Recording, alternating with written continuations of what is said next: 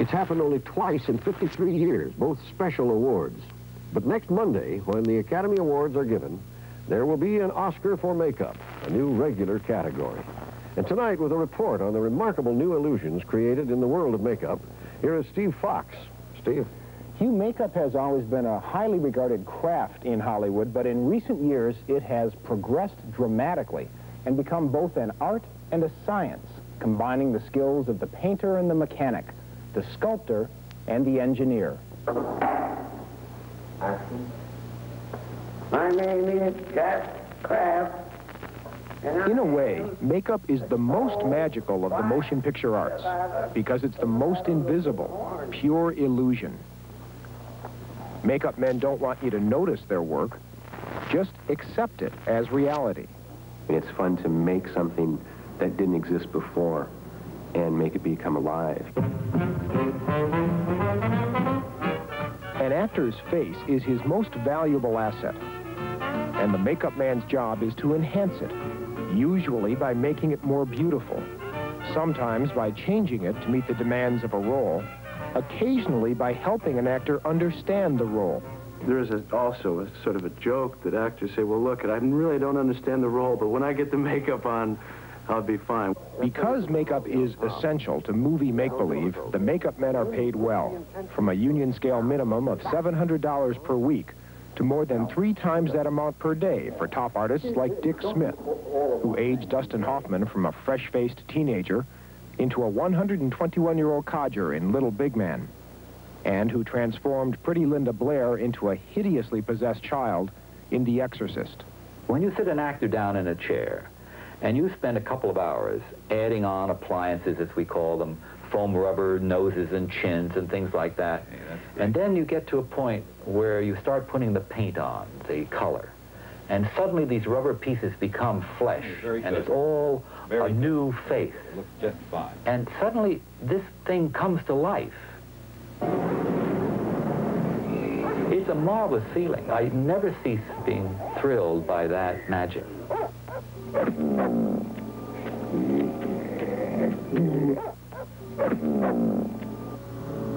Makeup has changed a lot over the years, and this is a story about the latest wrinkle, makeup with a life of its own. A logical development in a way, because makeup has always helped actors bring life to their roles, especially in monster movies. In the early days, silent screen star Lon Chaney Sr. often suffered for the sake of illusion. Using techniques he learned in vaudeville, Chaney improvised many unique but painful makeup characterizations. Lon Chaney Sr., if you look at his Quasimodo makeup, I mean, he tortured himself. He put an 80-pound hump on his back and would put wires inside his mouth to distend it and glass things in his eye. I mean, horrendously painful, terrible things. The result of Chaney's pursuit of screen realism was a gallery of unusual creatures, including the Phantom of the Opera.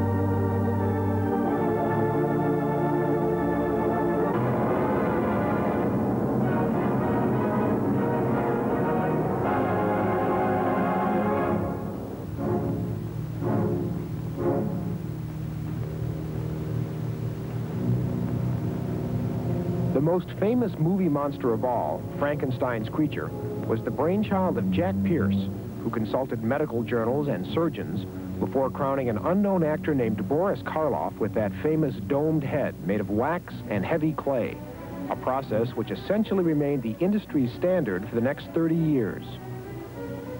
A revolutionary development in makeup arrived with the 1966 film Planet of the Apes, for which makeup man John Chambers won a Special Achievement Oscar.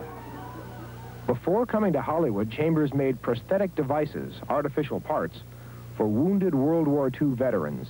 I brought a science to Hollywood, laboratory procedures in makeup and making the foam rubber appliances and the different special effects things that we use today.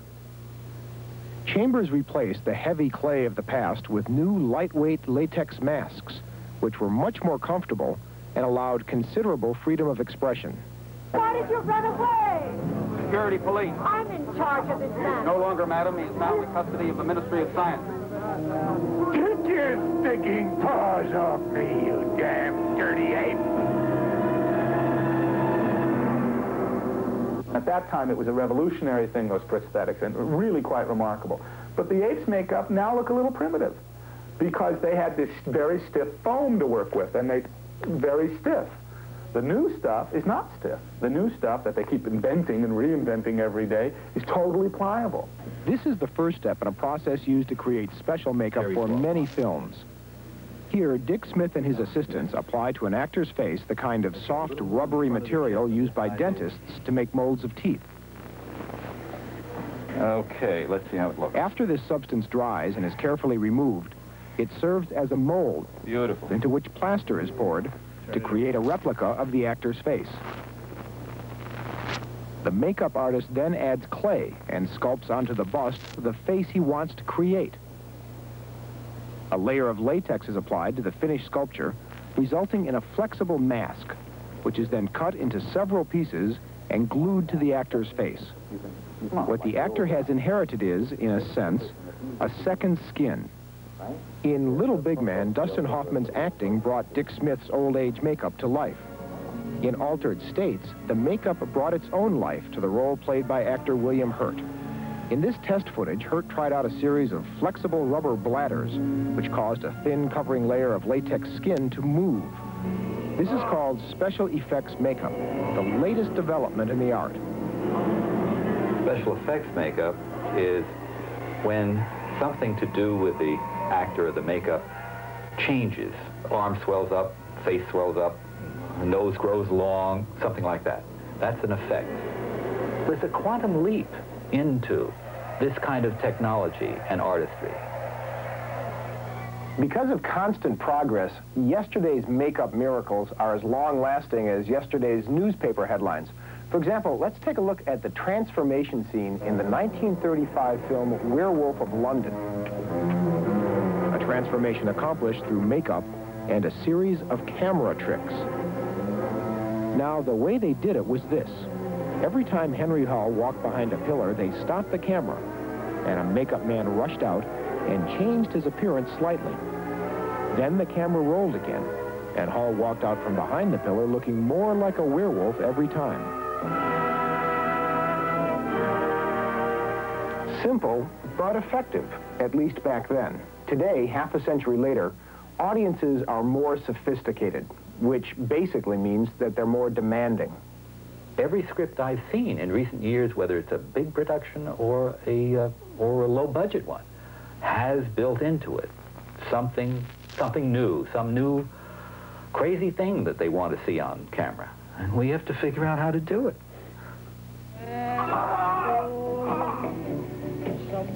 Director John Landis handed just such a script to makeup man Rick Baker for An American Werewolf in London.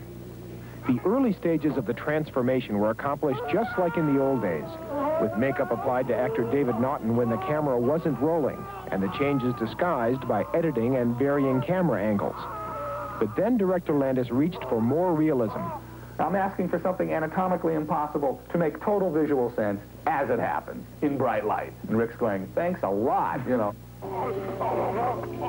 To create the makeup effects that Landis demanded, like transforming feet into paws and making ears grow, Baker spent $300,000 of the film's $10 million budget designing makeup that changed right in front of the camera lens. The most dramatic makeup effect, the metamorphosis of the werewolf's head, was accomplished with this, what Baker calls a change-o head. Sculpted from a life mask of the actor and operated with a number of levers and pneumatic devices, this change-o head, when shot in close-up, replaced the actor, and the makeup itself became the star. The biggest pressure is just to hope that it works. Like I said, you have a prototype thing that you really haven't had a lot of time to work out the bugs with, and you've got hundreds of thousands of dollars standing there looking at you saying, is this going to work? And it did work. Baker's makeup brought his werewolf puppet to life, and this year won him an Academy Award nomination. Well, is it makeup? It is makeup, but it's makeup advanced to a new state. You know, I mean, just with what you can do with grease paint is not enough. So they went from grease paint to nose putty, and then they went from nose putty to rubber, you know, and we're just going beyond. Ultimately, it seems that the thing which unites both the practitioners and the admirers of special effects makeup is the sheer love of creation. You have created a monster and it will destroy you.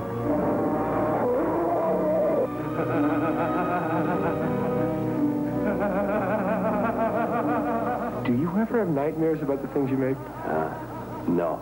They're my friends.